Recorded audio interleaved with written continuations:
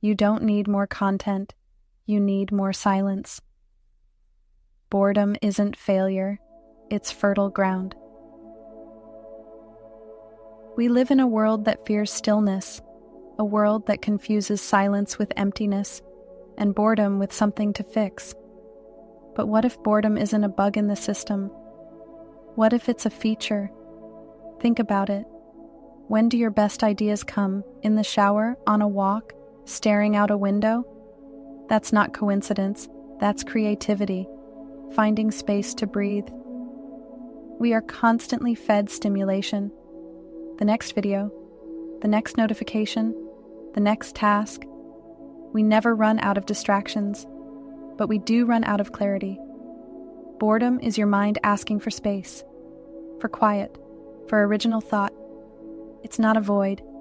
It's a pause, a clearing.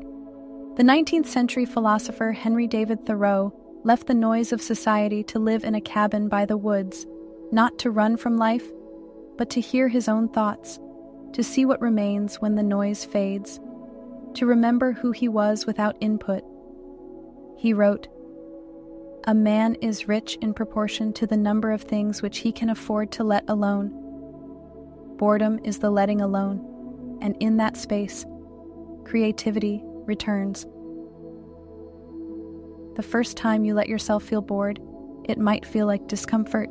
Your fingers will twitch for a screen, your mind will try to run, but stay, just for a little while, because on the other side of boredom is breakthrough.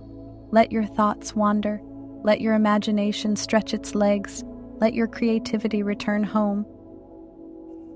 Tatum, try this. Give yourself 15 minutes with nothing, no screen, no stimulation, no soundtrack, just you, your breath, and whatever rises. Maybe you'll write, maybe you'll draw, maybe you'll do absolutely nothing. That's okay too, because the point isn't production, it's presence. You see, we don't just lose focus when we avoid boredom, we lose ourselves. Every scroll pulls us further away from our inner world. Every distraction interrupts the dialogue between you and your intuition. And the more we fill every second, the more we forget how to be. Stillness is not wasted time. It's time reclaimed. It's where your subconscious can speak. It's where you realize what actually matters. It's where you find answers you didn't know you were looking for. So instead of running from boredom, use it as a mirror.